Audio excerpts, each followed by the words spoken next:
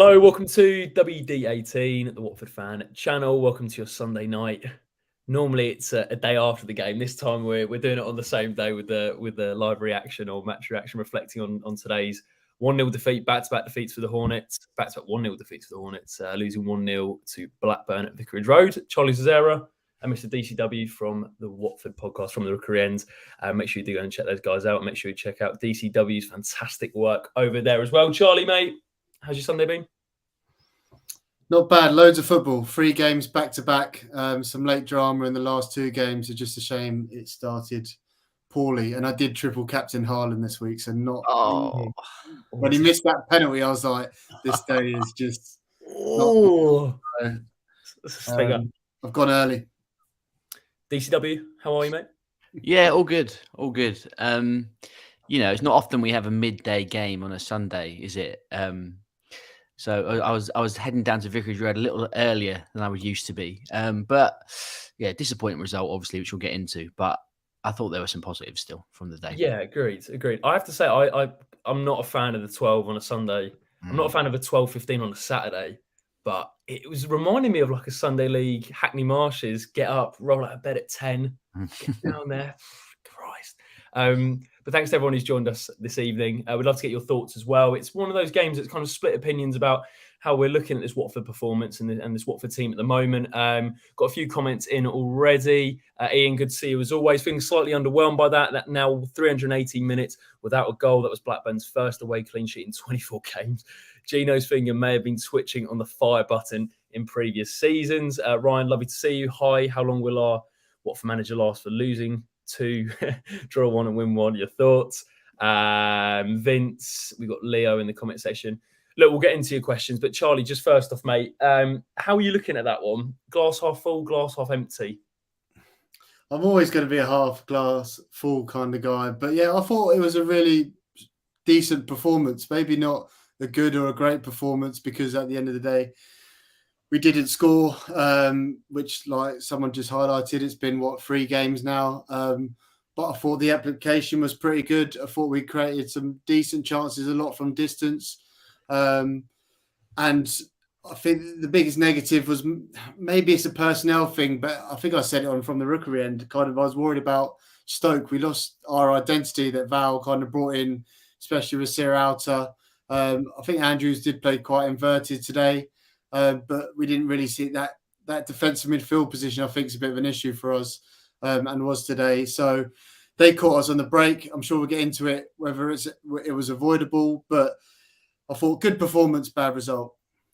DCW, I was going to throw this one over to you, mate, just because I saw, as we said in the comment section, about Gino potentially getting a little bit shaky with the fire button. But that is 2 defeats, 1 draw, 1 2 defeats, 1 draw, 1 win. Has today changed the way you look at this Watford team at all? No, not really. Because I agree with Charlie. I think it was like 75% of a good performance today. Like, we obviously didn't go over the line. We didn't score. We didn't really create any sort of clear-cut chances. Maybe that one for Deli Bashiru at the end of the first half, maybe he can, find another area of the goal rather than, the defender blocking it. But like, even a couple of Martins ones were like good shots from sort of one outside the area, one from the edge of the box. Like, yeah, we need to create better chances, more big chances, if you like. But I think we were doing a lot of the right things. And as Ishmael, I think, has said after the game, like, we need to probably think about how we're going to approach games where teams are going to defend like that against us, because QPR obviously Plymouth didn't actually really, did they? It was a bit of a back and forth game, and we took advantage of the space that they left in behind. And it seems like the last 2 matches, we've had a lion's share of possession and we've been done 1-0 both times. And we haven't had an answer to sort of break down deep defences. So we need to think about that. But I find myself still relatively encouraged by what I'm seeing. It still feels better than a lot of what we've seen for the last couple of years, a couple of seasons, certainly. Although there was a little bit of a familiar feeling today when we went 1-0 down. It was a bit like, oh, okay, yeah. Are we? But I do think we're moving in the right direction overall. Do you think that's because maybe the expectations have changed a little bit? Because, I'm now going to games. I'm not looking at this team thinking we're going to get promoted. I also don't think we're going to go down, as someone's mentioned in the comment section. it's kind of, I don't really know what to expect from this team, so I don't think I've set my bar too high. Don't know if you do you have the Yeah, same feeling? I know what you mean. I do think that QPR game just did sort of, it messed with everyone's mind a little bit, didn't it? You know, the emphatic nature of that victory and the fact we scored 4 in the first half, and of course we haven't scored since the 43rd minute, is it, of the first half of the first game of the season? So it kind of skewed things a little bit, and it maybe got us all a bit more optimistic than perhaps we should be. So I think we've seen over the last few games where we really are. We're a team that's still finding its feet, still really working out. You can still see with the subs that are coming on and the lineup changes, some of which have been enforced. You know, we'll get into the loser situation later, I'm sure. But it still feels to me like Val can't really, I'm not sure he really knows exactly what the best lineup is and exactly what the best way to change the game. He's kind of throwing everyone on and trying to sort of see what happens. So I think it's going to take a bit of time. I think we do need to temper our expectations a bit.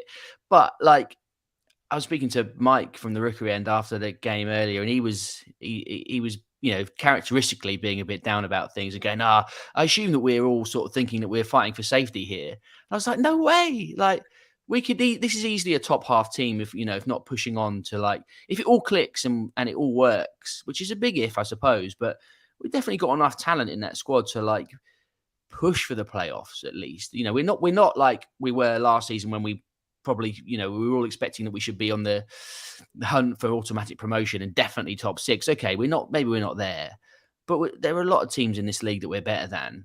I think we're probably better than the couple of the teams we've lost to in a way already, but we just haven't quite found the right formula yet. We miss Sierralta today, I think, and it's not there yet. But I'm pretty encouraged. Yeah, it just feels like we're just a couple of steps away from it all clicking. I have to say, I could already picture the way Mike said that post match. By the way, Dave mentioned the lineup there, Charlie, and how kind of Val tweaked it today.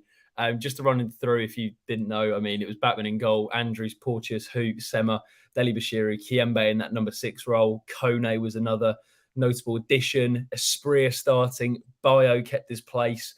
And then Mateus Martins. Just on that sort of idea that Dave mentioned there, Charlie, does it feel that he's still trying to find his best team? He's still tinkering, or do you think it's actually a good thing that he rotated it a little bit? So, number one, he's keeping the squad happy, but number two, we're actually getting to see which players are going to fit the way he wants to play. Yeah, and I think he's keeping players on their toes.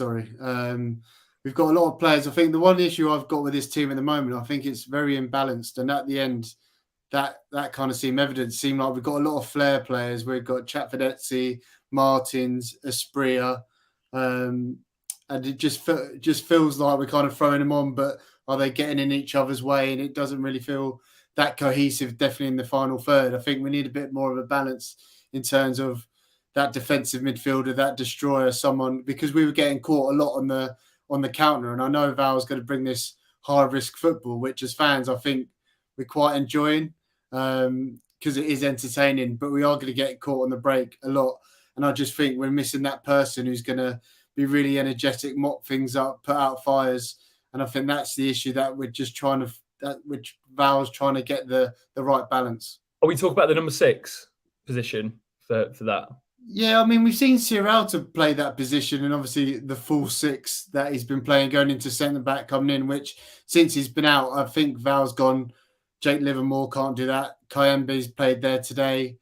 I don't think he could do that as well. So I was really encouraged with that tactical tweak that Val's brought in, and I'm hoping whether Sierralta get back or we've got till Friday for the window, that would be my first area I'd look to, because I just think that's an area which we're really struggling at the moment. It's stopping us really build up as well. I think at the moment we're just trying to get it wide, where it'd be nice to get something centrally to get it from the middle and start driving forward and creating space like we saw against QPR. Yeah, for sure. I think also Blackburn had identified that, hadn't they, in terms of the way, I think at times you do struggle to play it through the middle. They made it sort of like, we're not going to let you go out wide. We're going to make you come through the tight space in midfield. I wanted to shout out Blackburn as well. I thought defensively they were brilliant today. I know it was pretty defensive from the outset, but to have that concentration for pretty much 90 minutes, the two banks of 4, it was a 4-2-3-1, but they even went to 5 in midfield, and I just think they were rock solid tackles in the middle, breaking up play, blocks. So I thought defensively they were really, really good. They were, and I thought even that they obviously I think they'd done their homework, and they saw perhaps against Plymouth when Hoot was like just pinging out those balls, diagonals out wide all the time, and they didn't really allow us to do that.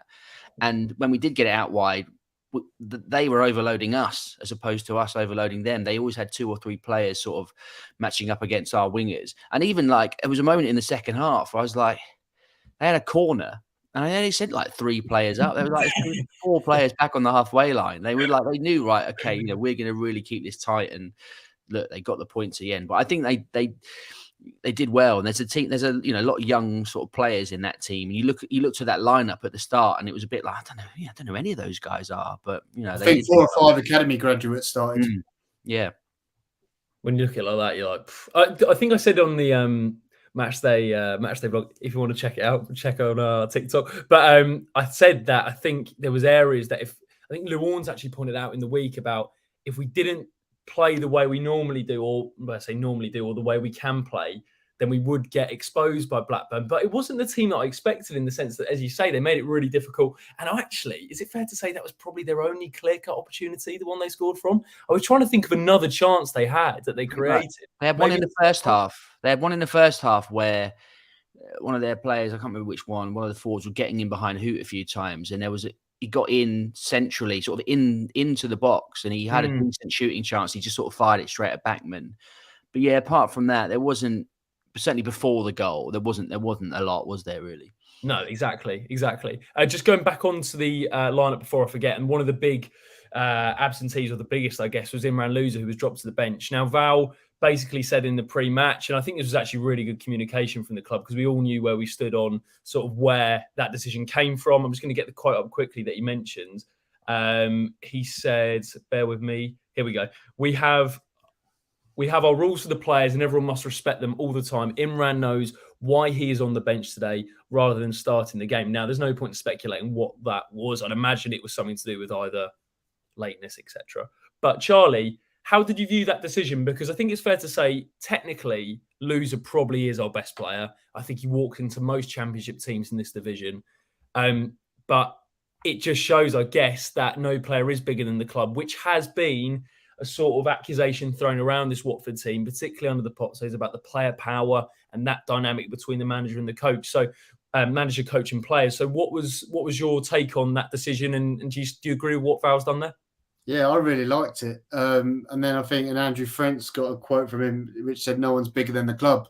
It must be hard as a manager when your best player does something like that, and you've got to make the ballsy decision to drop him. It kind of reminded me of last year when Rashford turned up late and he went on the bench and he went on to score. I was hoping he'd have that same effect today. But there's obviously such a big focus on trying to get this culture back right, where it has been bad in the last couple of seasons. And I think for Val, a couple of seasons in, when his best player has done that, he's gone, oh, but he's put his foot down. And that, for all the other players, they must go, do you know what I mean? That sends a big message to them. So I really liked it. Interested about the transparency that the club put out the quote before the game. Keith Andrews, ex-Watford, who was one of the pundits on Sky, he questioned it, whether they should have been that public with it, which I was surprised about, but maybe looking from the players' perspective. But me personally, I thought it was a good statement from intent from Val. So just hearing, just kind of reading the comment section here, Shane, good to see you, Shane. So Imran was late for training twice and has been abusive to staff members. He gave an interview to Sky before the game. Don't know if any of you guys saw that. I'm not entirely sure if that's correct. If that's the case, then yeah, we'll have to wait and see. But Dave, just on that, I mean, something we've talked about with you quite a bit when you've come on the channel is sort of the culture and trying to change the culture at Watford. I mean, if we want to change the culture, then I guess stuff like that has to happen. But were you, again, similar to Charlie, thinking this was the right move, even though we know Louza's got probably the most ability in the squad? Yeah, I think it sends a good message. It's not the first time. If he has been late, obviously we don't know for sure what he's done or whatever. But there was obviously a comment pre-season from Valerian about players being late on the first day of pre-season. He's obviously something that he's a real stickler for timekeeping, it seems, this guy, and that's good. Like, as Charlie said, I think if you drop your best player, one of your senior players, who a lot of these players will look up to, then it shows that no one's untouchable.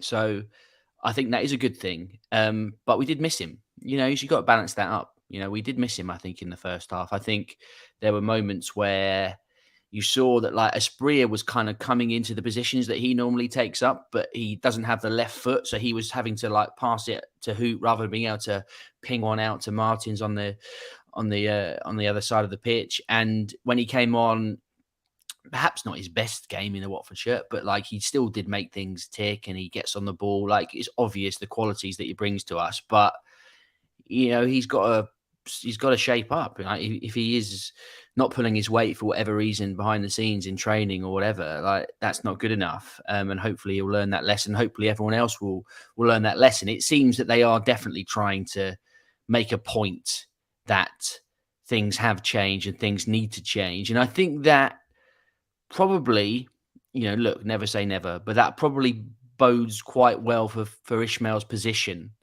that the club are putting out that stuff, his quotes saying, there are rules, and it seems that he's in charge here, right? And there's been a lot of managers at the club over the last few years who have very evidently not really been in charge.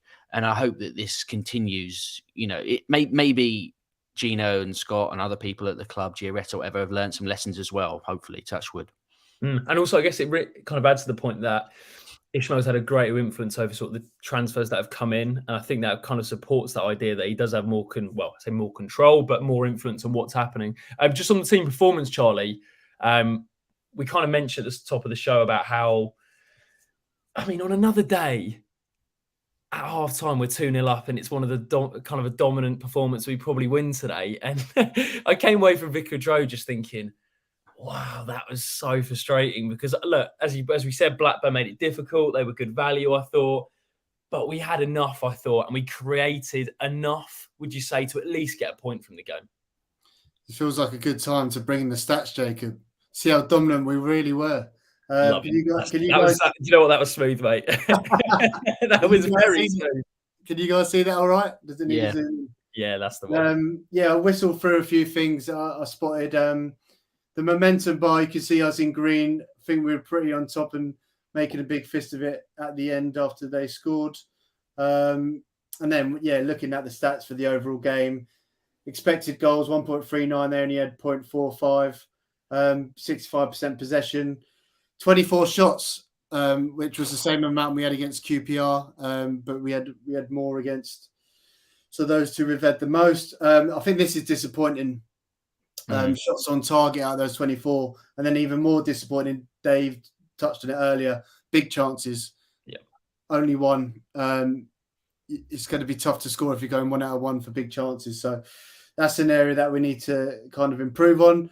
I quickly wanted to highlight one player who I thought had their best game in a Watford shirt, Ryan Potius. I just thought he was spot on today in everything that he did.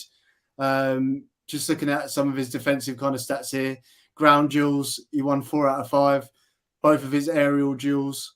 I just felt like every time he made a block, he got it spot on in terms of running back. He was so unlucky for the goal where he went back, got the tackle, a couple of thunderous tackles at the beginning. You can see 4 tackles there. I did get a bit panicked though, Charlie, with some of those because he goes flying in and I'm thinking, if he gets this wrong, we're in serious trouble. He does also like to get really tight to the striker, I've noticed. Yeah, I totally mean what you're saying about, and another day he'll probably miss it and clatter someone, but I think that's why we kind of love him. And I think he won every single 50-50 today. And if you watch back in the first half, he went up for a header in the box and someone's just headed through the back of him. He's headed it and like he's gone down. He does like a bit of a dive, but VAR could have looked at that. But did you think Porto was as good as I'm bigging him up to be? Go on, Dave. I thought it was good today.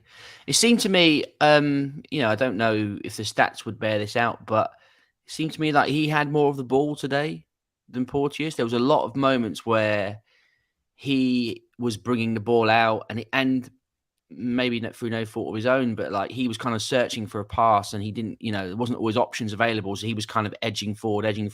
He did have that one wild shot, didn't he, in the second half? And I think he just had, probably out of frustration more than anything else.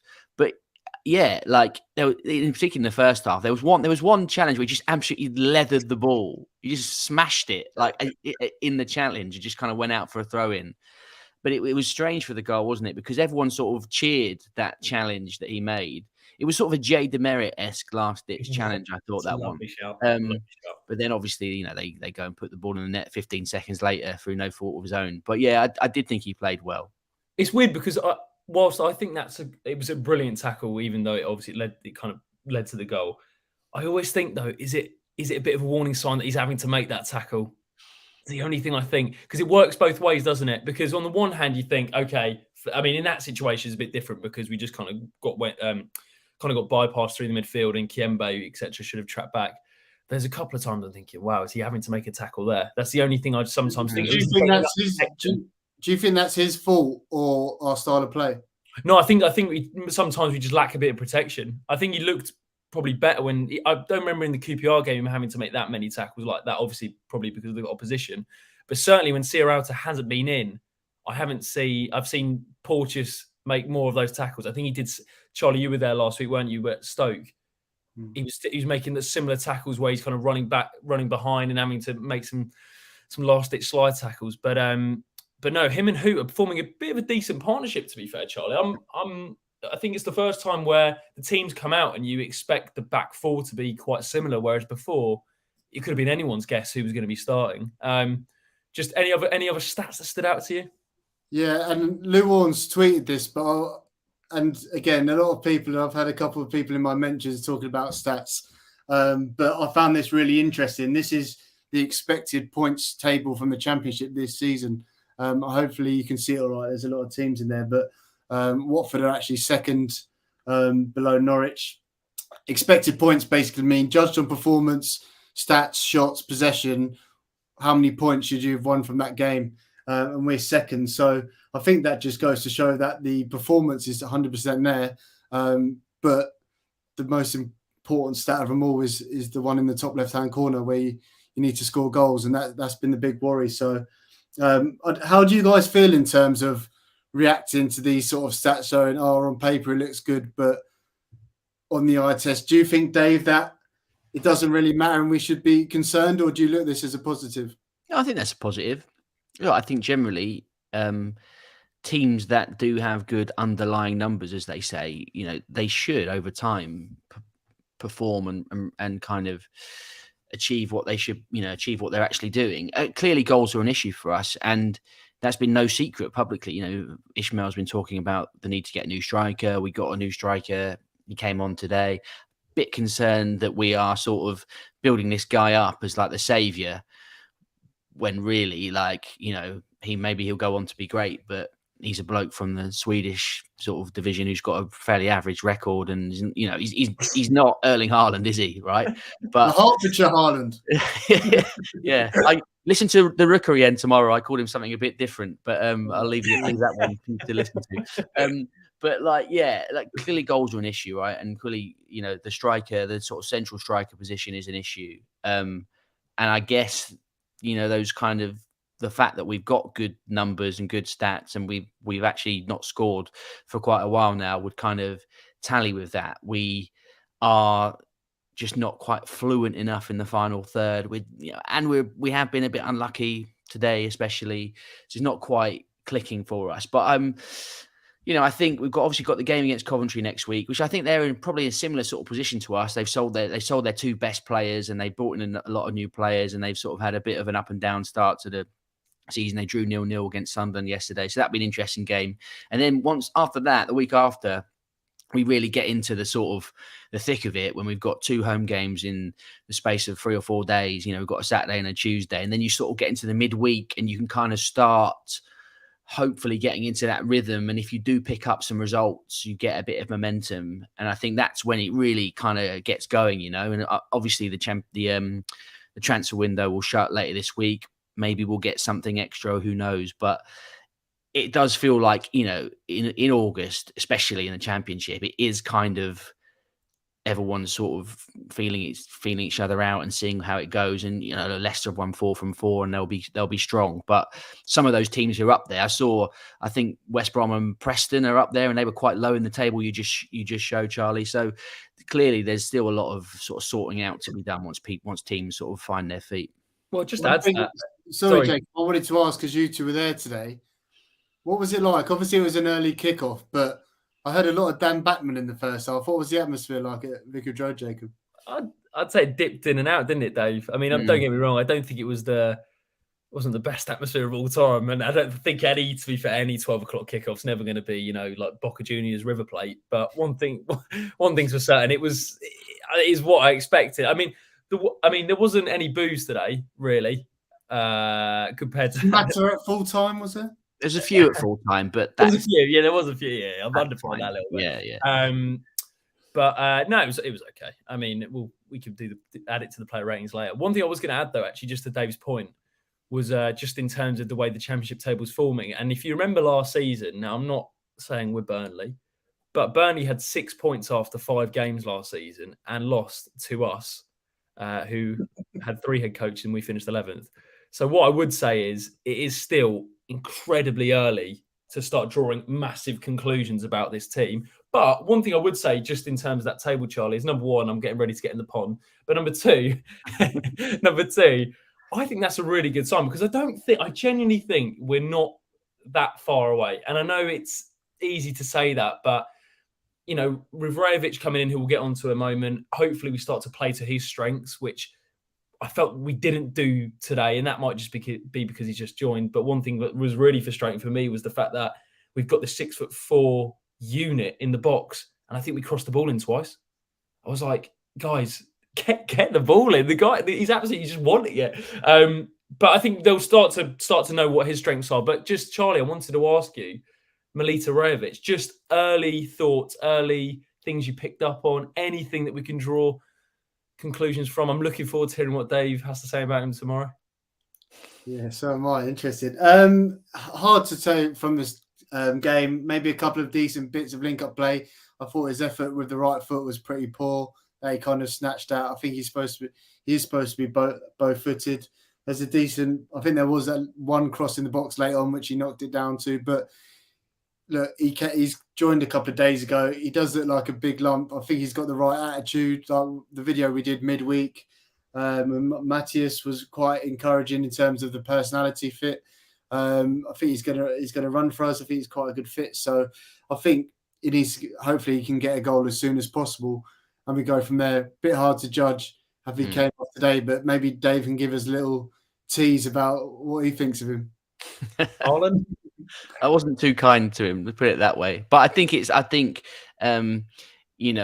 you said, he signed a couple of days ago. He'd come on the hour mark or whatever it was today. There was a couple of moments where, he's played it first time when you think maybe you take a touch and try and bring it in and bring other players in. But he'll play his way into this team. I think he will. Hopefully, I imagine he'll be starting soon. It was interesting. A penny for Bayo's thoughts today, because he's been very, very public of like, we need a new striker. And this guy's like, well, hang on a minute. I'm in the team here. I'm the striker. And, he had his typical game, Bayo, today, didn't he? Sort of made a lot of runs, pressed very well, but, didn't really have much of a say in front of goal, to be honest. But, I'm just, as I said, I'm a bit concerned because of the way that the sort of, the kind of narrative has developed around this need for a striker, and the fact that we've been so public about it and so many players have been linked with, and all of a sudden we've got this guy, and even, he was announced onto the pitch when he comes on, welcome your new number 9. It's like, well, we've got to be realistic.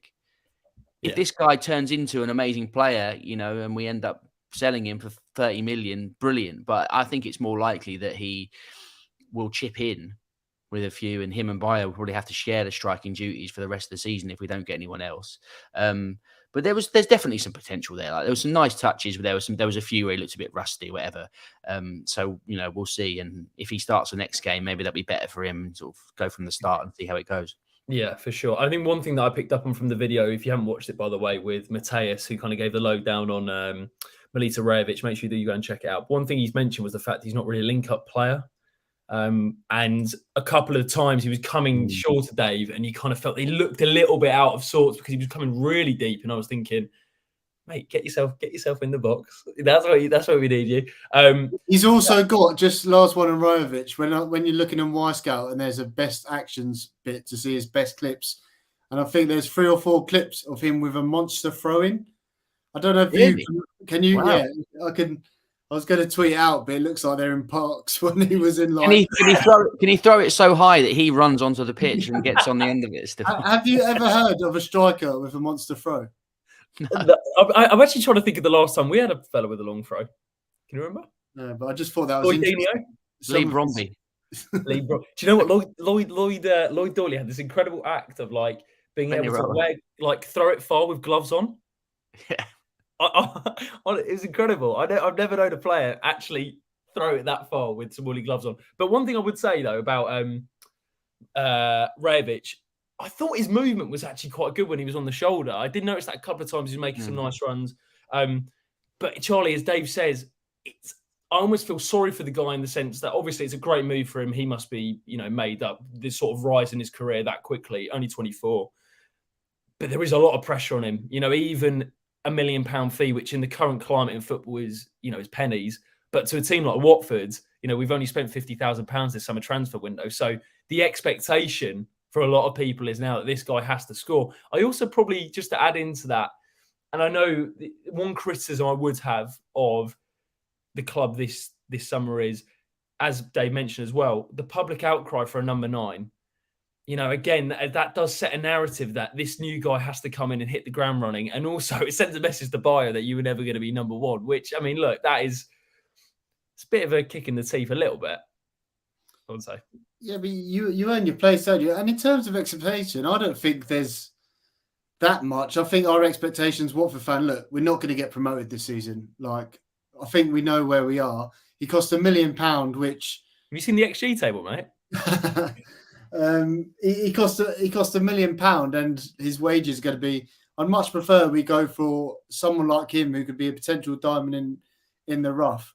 I mean, there's another brilliant podcast from the Nordic pod, and they kind of talked about they think in a better team he would do better than Kalmar, where he previously was at. So I don't think that there is that much pressure on him. I'm hoping he's going to turn into a bit of a cult hero. I'd rather sign him than like a Josh King, where they'd be on high wages, a kind of past it, maybe ex-Premier League player. I think he seems like a good person. Like a calculated gamble, isn't it? Yeah, I think like £1 million, we've spent a lot worse money on that. Andre Gray is 18 times him. So, yeah, I'm totally fine with the appointment. I don't think he's going to fire us to promotion, but hopefully we've got a guy who fits the system, right character. And like Dave said, hopefully he can get himself 10 or 15 goals, become a cult hero, grow himself. And who knows, if he does really get the taste of it and finds the back of the net with regularity, we can fall in love with him. Absolutely. Let's have a look through the comments before we just get onto a few more points. Shane says, spot on TCW, heaping the pressure on a player who's never played at a similar level. Ian says, Kone's corner in the 7th minute is a contender for end of season awards for the worst corner of the season. Interesting one here from Philip. Is Healy, who wasn't in the squad today, now right out of contention, even for the bench, DCW? Yeah, that was interesting, actually. I think that was notable from looking at that lineup. It seems that maybe Ince being fit now has pushed him further down the pecking order. I think Ishmael has spoken about Healy and said that, look, we're conscious that the guy did his ACL and he's kind of still working his way back to fitness, but it doesn't. You're not having it, are you? It doesn't speak volumes about him. If we've signed this guy in the summer and he's not got on the pitch yet in the league. And he came off the bench in the cup against Stevenage, but in a team that hasn't scored any goals since the first game of the season, if the striker's not even getting on the bench, it doesn't speak volumes. Unless he seriously, unless he really is genuinely sort of not up to it fitness-wise, then fair enough. But he must be really disappointed with how it's gone so far. And I don't know, does he not? It sort of feels like maybe he doesn't really fit the system because he's not going to play through the middle, is he? Can he play wide and come in? I don't know. This is the bit I don't get, though, because I just doing a bit of digging at his time as Toulouse. He plays as the lone striker in a 4-3-3. Right, okay. And Ishmael said that he sees him as a second striker playing as a 2. I mean, the one thing that I would say as well is I don't think he's an Ishmael signing in the respect that he joined before he joined the club as well. So I don't know whether he's just looked at him and gone, he's not for me, Charlie. So I tell you what I think is interesting. Like, although when Val came in, everyone was like, "Oh, we need that big number 9, big lump, right? Who's good press, and we can go direct to him." But with this way that Val's playing, it's not really direct. So do we need a big lump? Like, we needed someone, especially Plymouth game, fox in the box around the area when the balls were getting cut back just to finish off chances. So when we were looking at players, and everyone kind of went for that profile, but do we actually need a big player or just someone with good movement who can score goals? So it's going to be interesting. Will we change? Will he revert back to something a bit more direct? Now we got Rajovic. Who knows? But yeah, I said from the rookery and last time, I would have loved to seen Healy go straight in and start and kind of say, "Go on, here's your chance." He needs to get a chance. If he hasn't got minutes on the pitch, how's he not going to perform? So yeah, disappointing to not see him feature more, really, because a couple of people I spoke to, I know Ali Maxwell from the Not the Top 20, he was bigging him up and saying how much of a gunman he was at kind of MK Dons and how impressed he was with the signing. So we need goals. So it needs to be in and around that first team for me. Yeah, for sure. Lee in the comment section, possession application is nothing when the player's slow and ponderous. No forward momentum, just passing for passing's sake. Hope if things open up instead of making things open up. Gary, with the transfer window getting close, still need a couple of players. Hopefully we'll get them. And after the international break, we will get better. Rio, this is an interesting one. Are the next 6 games of Coventry, Leeds and Sunderland away, Birmingham, West Brom and Borough at home? If we only have 2 out of 10 wins, could he pull the trigger? We should have a rule that we're not allowed to talk about managers getting sacked. Do you know what? It is the elephant. It is the elephant in the room, though, isn't it? I mean, we have to be honest. Like, even the fact that people are mentioning it in the live chat, Charlie. Like, whilst I don't agree with it, and I hopefully we don't do it. I mean, Leopards don't change their spots. Gino hasn't changed in one summer. Dave, does this put quite a bit of pressure on Coventry? Do you think? Well, I think the fact that it comes before an international break is always, it's a potential sort of tipping point, isn't it? And, if he gets through the September one, again, if he's not in good nick by the October international break, it seems like that. If you are going to do it, it's probably a good time to do it because it gives you a bit of time, whatever, to sort out get your ducks in a row. But yeah, if you're a Watford manager, I think you're always looking over your shoulder at those international breaks and thinking we need to go into them. Well, I don't think anything's changed, really, even despite the sort of public pronouncements from the club, whatever. It feels all right at the moment, doesn't it? But like, we shouldn't get complacent. It wouldn't be surprised. I mean, honestly, like earlier on, again, I was texting Mike and I was going, "Oh, it's been 4 hours and we haven't had any tweets about Ishmael's post-match comments yet. That's a bit long, isn't it? What's going on?"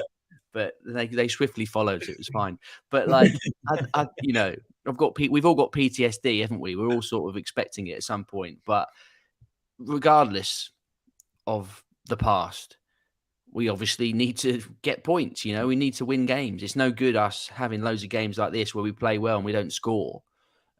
So that goes without saying. I think we do need to score goals and get points on the board.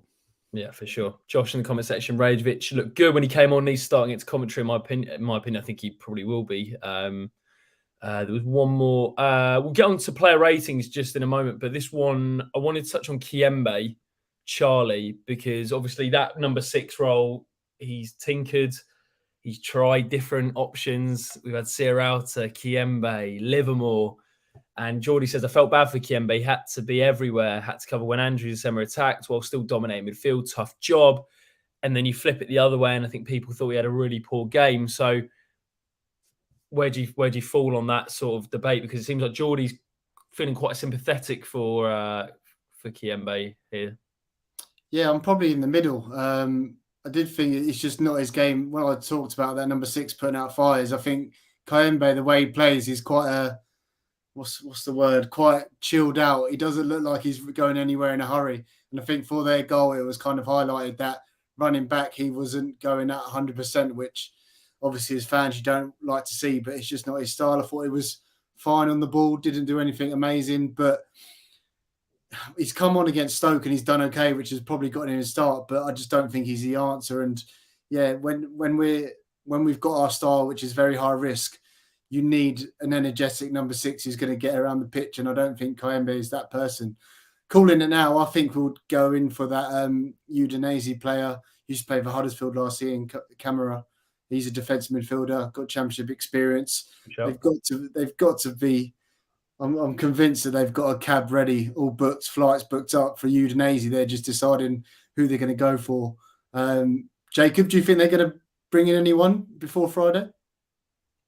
I hope we do. Whether we will or not, I'm not too sure. I guess it's a bit more. It's a harder sell, isn't it? Now joining Watford, I know it's obviously quite easy to get players from each club to the other, but I don't think you have much of a choice if you're Udinese. That is very true. You don't, yeah, that is very true. Off you literally go. get like smuggled, bag in the head, put in the cab, and turn up at London Colney.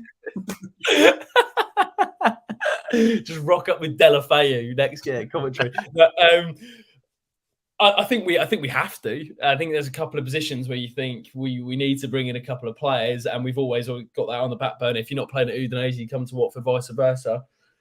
But what I mean in terms of it being an easier sell, getting players who actually want to move. The fact of the matter is that a lot of the players don't have not a lot of choice, but with the Premier League, it's a lot easier to get one player to go to the other team. Whereas with the Championship now, I don't know. I think with Kamara's case, I think he's a good one where not Hassan, other Kamara, wanting him to join Watford because he obviously knows the Championship. But, you look at some other players and you think who haven't played there before, is it as easy a sell? I'm not too sure. Val's made a big point, hasn't he? He only wants players who want to come. So that's a good point you make. There's no point bringing someone over if they don't want to be as pointless. But do you think you can see anybody leaving before the window? I know this is very much sort of like get the sort of like genie bottle out. But Dave, is there anyone you think could go before the deadline? Well, I mean, the only, obviously there were a couple of sort of whispers about Asprilla earlier in the window, weren't they? When Louza started off the season so well, I was sort of sitting there going, "Oh, I hope he doesn't sort of attract too much attention late on." But there doesn't seem to be anything really. Like Adam Leventhal, Andrew French, or whoever aren't really reporting anything at the moment in terms of links or talks with any club. So touch wood, I think we'll probably keep everyone we've got, and maybe if we can have one or two more, get a loan from somewhere, whatever, pick someone up from a Premier League club or get someone from Udinese, then great, just to sort of bolster it a little bit. It clearly is a bit of an issue, that number 6 position, because, I'm not, I wonder, I don't think upon taking the job, Valérien Ismaël would have gone, "Oh, great! They've got a really great player, Sierralta. I'm sure I've watched him. He can definitely play midfield." He probably sort of looked at the first few training sessions and thought, "Well, you can do the job here for me because I don't fancy the other ones that I've got." And Livermore's come in one game and has gone straight back out. Kayembe's come in today. Let's see who gets it against Coventry. Let's see if Sierralta's fit. But I think we did miss Sierralta today. I don't think Kayembe is best suited to that position. He was caught very flat-footed when we lost the ball perhaps unexpectedly, but he was kind of square onto the ball and was got bypassed. The player was passing before the guys even turned around to start running back, and then he didn't run back quick enough.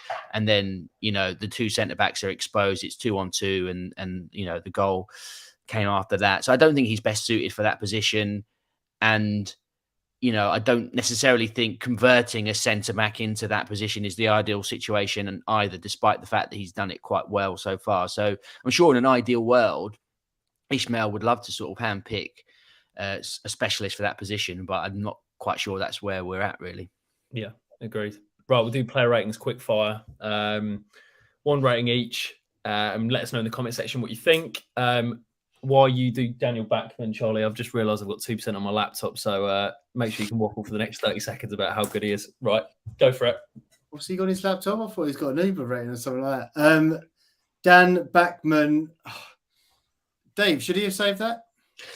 Well, watching the replay, it does go obviously in at the near post, but it is kind of, he really does hammer it. It was a really strong, sort of very clean strike. But I mean, you always kind of say, "Oh, keeper shouldn't be beating at the near post." But it was a good finish. But he was all right with his feet today. Didn't really have any moments where we were too worried about him in possession either. So I would say give him a 6 probably. 6. Mm. Dave's going to take Batman then. Okay, Charlie, Ryan Andrews, Pass him on. who you love. Who's next? Andrews.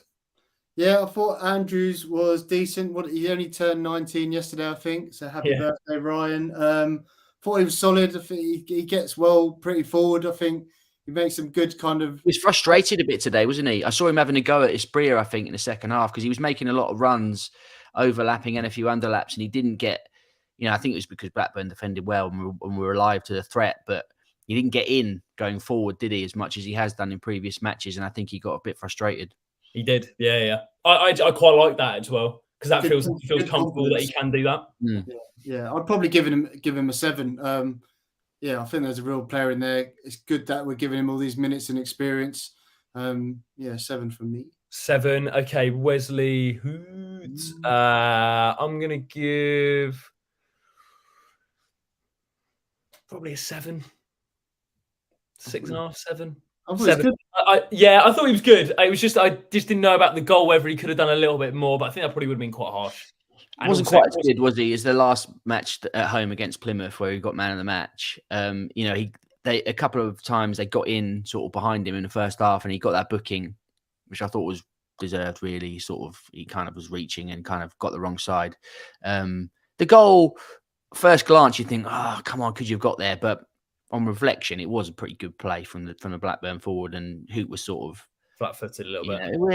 He was. I don't think he expected Porteous to kind of make that challenge in the way that he did, but definitely not his best game. He loves a diag as well, doesn't he? Jeez, well, they snuffed that out though. I think Dave touched it earlier. Like the diag wasn't on as much as it has been in previous game because they were defending. Their midfielders were dropping so deep, so that's where kind of Asprilla couldn't really get into the game, and even into the game. He must love that though. I mean, he's pretty much a playmaker at centre back. I mean, that must be a dream. Porto, I'll throw it over to Dave. I give him an 8. I think based on what we were saying earlier on, probably one of his better games for us. Agreed. There was a moment in the second half when he got a bit of a knock on the head, I think, but it was like it sort of summed up the afternoon. I thought like him and Hoot were basically like up front in the box, like desperately trying to make something happen. He's so committed and he was throwing himself around. I thought he did well. Rumours are that shot in the second half is still travelling. Ken Sema, Charlie? I actually think it was one of Ken's, I think he was below average compared to what he's normally like. Just a bit sloppy, kind of a couple of loose touches that popped out. Obviously, he's playing out of position. And it just never really came off, especially when he did get into an attacking position on the left, where normally he can beat a man and get to the byline. So never really happened for him today. I'd probably give him a generous 6. That is generous. I've been given the hospital pass of Kiembe. I'm going to go with... I don't want to be too hot, mate. It's a 5. About right, I think. I think anything lower than that would be a bit harsh because it's his first game back properly. That goal really did frustrate me. I just shouted out Kiembe. The bloke looked next to me thinking, what? This guy, what is he on about? But it was more just the sort of like lack of awareness of what was around him that really frustrated me because I feel like even if you're not playing that well, tracking your runners is what every player should be able to do. And I just felt that wasn't him sniffing out the danger. And whether maybe a Searauta or a Livermore would have done that, I'm not too sure. But certainly I thought that was poor. And his overall game, just, don't know, I think sometimes he thinks he has too much time, Kiembe. I think... Very casual, isn't he? Casual's the word. I think he's clearly technically a good player. But I just think maybe in that role, he just lacks... Don't know. Well, when he was playing in Belgium, I remember reading he was a number 10. So he basically converted him into a defence midfielder, which is interesting. Moving on, Deli Bashiru, Dave? Thought he was all right today. Would you take him off? Well, I don't know. It's difficult, isn't it? I think with these subs and stuff, like I was thinking at one stage that like Martins was going to go off again, and it would have been harsh. But like it's kind of, I think Kone was right to be taken off at half time. But I thought Deli Bashiru was good. He showed good feet in tight spaces a few times. Bit unlucky with that chance. Perhaps he could have, tried to lift it a bit when he had that shot in the end of the first half. But really, it was more of an outstanding block really than a bad attempt at goal, I guess. And I thought he just looked a bit more confident today. Got on the ball and tried to make things happen when we were struggling a bit first half. So I thought he did well. I'll give him a 7. Agreed. Charlie, someone who just frustrates the life out of me is Kone. What are you giving him? He's just, honestly, I've never known a player frustrate me like Kone. There's moments, glimpses, and you just think, God, there's a player. And then... Like you see him, he looks so graceful, like a ballerina. He can beat a man with ease, but his decision making has just been poor. And I think today was his opportunity, first start of this season, and he kind of wasted it. Really, I don't know what needs to happen for it to click for him, but it's just he looks like a player. He can beat a man. He looks kind of dynamic, but just that final decision, whether it's a final pass through or a shot or an extra touch, he just makes the wrong one too often. So probably give him a generous 5, maybe a 4. Sorry. No, I think that's fair. I thought he, yeah. There we go. Espria. Thought he tried to do a little bit too much today. I think technically he's great, Espria. When he gets on the ball, when he takes players on, you think, wow, he's one of those players you'd pay money when he's on it to watch. But I just felt at times it felt like, even I think Andrews had every right to get annoyed because he kind of stopped running. He started to drop back, and it was like everything needs to come through me. Not me, Espria. And yeah, he's a frustrating player to watch, Espria, but I'd probably give a 6. 5.5, 6. Yeah, 6. Still want a bit more end product out of him, don't we? I think the talent's there for all to see. But it was good that he started. And I think he's a hell of a player. He's so energetic as well. Did win the ball back a few times in the second half. I think Val was talking about the press being better in the second half, and he was one of the better players at doing that, winning it back high up. But it's sort of decision making, and when you can tell he kind of wanted to shoot a bit today, but he couldn't. He was sort of trying to shift it, but Blackburn were just packing the centre of the pitch. Couldn't get his shots off. Totally fair. Bio up front, DCW? Bio, I'd give him a 5. He's a trier, made a lot of good runs, perhaps didn't get played in as much as he would have liked to. There was a few touches here and there, but it just, again, wasn't his day, and he doesn't really seem like he's the answer. So yeah, I'd give him a 5 today, and especially the fact that Rajovic was on the bench and you still started. I thought maybe that will really give him a sort of kick up the arse, really, but didn't really. It was the same sort of performance that we're used to. Yeah. And Mateus Martins, Charlie, who you thought played pretty well? Yeah, I was really impressed with Martins. Some people are kind of disappointed with his shooting, but I actually want a player to get the ball, drive, make things happen. I thought he was one of the better players. I'd probably give him an 8. If that goal goes in, Jacob, you must have been behind that. It was an absolute screamer. I was howling. Honestly, I thought it was it was shades of Pereira. Actually, I thought it was with more power. Sort of side mark cut in, from that left side. Yeah. And you were behind that. You were in the Blackburn end for the first time. Undercover. No, I was. To be fair, the angle of it, and he moved quite a bit. The only thing I thought was he got a bit ahead of himself, didn't he? Because he tried it about 3 or 4 times at the second half. Yeah, but he will score one of those soon. He will. Definitely going to happen. Yeah. He actually had more shots than Blackburn did today. So, and I like that Val kept him on because he was the one who was trying to make things happen. I thought it was one of his better games. I'd probably give him, what did I say, an 8?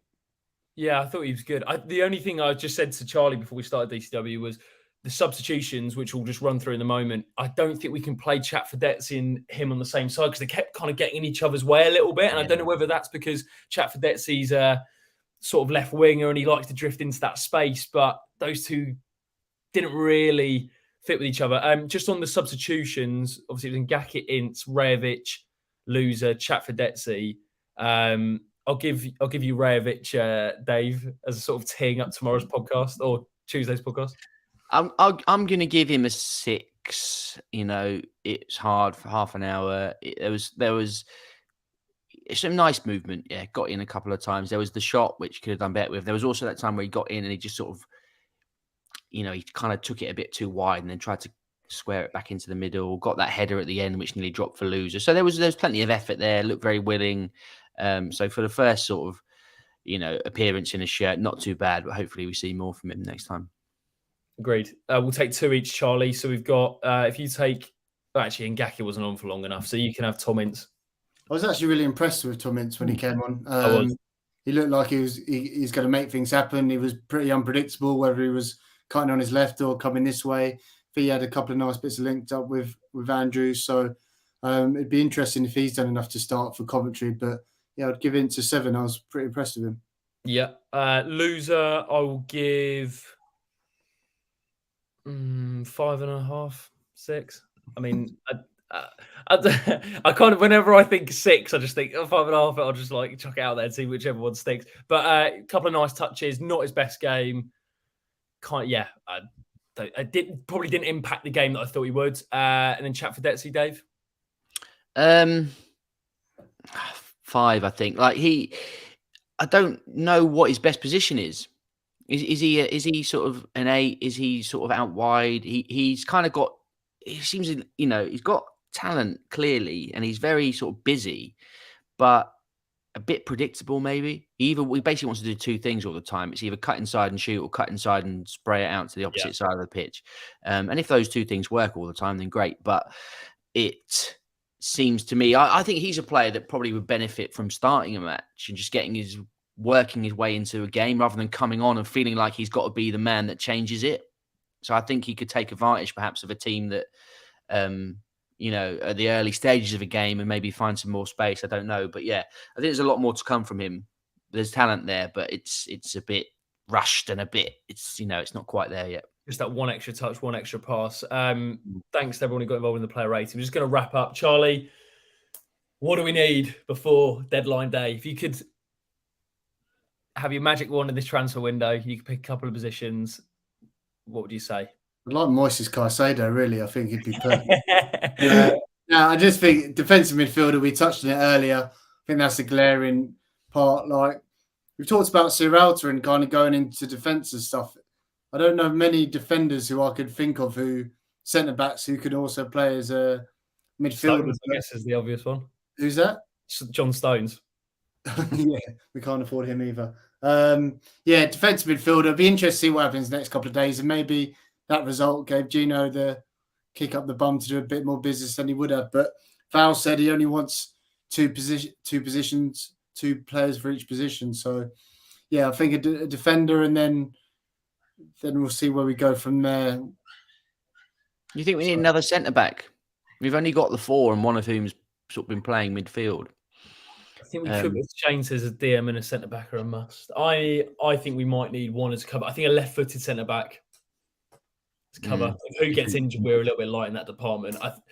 I think you see the difference even with who as a left-footed player, just not even in terms of his balls, but as in the options it opens up down the left-hand side. I think if you have a right-footed centre back there, we're going to struggle unless they're really comfortable on their weaker foot. So yeah, Dave, I would say bring in another one, because then we have Pollock as well, don't we? So we've kind of just about got enough. And I think also, injuries wise, if we have another crisis like last season, then we could be, Sam in the comments, you can see Sam. He's living the dream in San Francisco at the moment. Centre back needed. Philip, interesting point. Maybe Miss Chowdhury wasn't given the credit he deserves. That's an interesting shout. Just lastly, predictions for Coventry, Dave. As I said, they drew 0-0 yesterday, didn't they? I think they've had a few draws. So I'm going to be bold and say we're going to win it. We're going to win it. Wow. We're going to win it 1-0 away at Coventry. There's not many goals in our games, but again, QPR game for the rest of the season has got to be forgotten about. It was a freak result against an appalling team in that moment. The rest of the games so far have all been 1-0, 0-0, 1-0, whatever. So I think we'll win 1-0. What I'm a little bit worried about is, when you get like the season reviews on the DVD at the end, and it starts so well with like a Norwich away under Malky, or I don't know, like this season, I'm just worried that is going to be one of the highlights. Charlie, prediction for Coventry? I'm going to take Sam's role, but I think we're going to lose. I rate Mark Robbins very highly. I think they've got some really, really good players. They brought this lad in from Brighton, some Swedish lad who's also very good. So I think it's good. The atmosphere there is pretty good. Is it the CBS? Technically, yeah. I'm looking forward to going next Saturday, first time to Coventry. But I think we'll lose, unfortunately. I think away we're not as good as we are at home by the looks of things. Obviously, we've only got Stoke to look at, but Stevenage as well. But unfortunately, I think we'll lose 2-0. Well, our last away win was at Norwich. Away. Yeah. January the 2nd this year. You're still not going to score. Still not going to score, Charlie. Who scored? The Crow. I remember that going in, and I looked at the bloke next to him. He was in disbelief. He was like, "Who's got bio?" And he couldn't believe it. I'm going to go with a 1-1. Every time I predicted Watford to win this season, we've lost, which is great. So yeah, the predictions. Dave, what a pleasure. Thank you very much for joining us, mate. As usual, always a pleasure. Charlie, what a man. Make sure you do go and check out the From the Rookery End podcast, which will be coming out Tuesday. Dave, right? I think it might be out tomorrow. We recorded Wow. it today, actually, a day earlier. So if Amazing. John pulled his finger out, it'll be out tomorrow, I think. John, we're relying on you, mate. Start the bank holiday right. Thank you very much to the guys for joining us. Thank you to everyone who watched as well. Really do appreciate it. Make sure you leave a like on the way out if you did enjoy. Check us out on social, link in the description below. Subscribe if you're new. We really appreciate it. Oh, there we go. Out now. There we go. Straight away. Breaking news. Get over to From the Rookery and give it a listen. Yeah, thank you very much. Take care, guys. Have a good week. See you later. That'll be on it.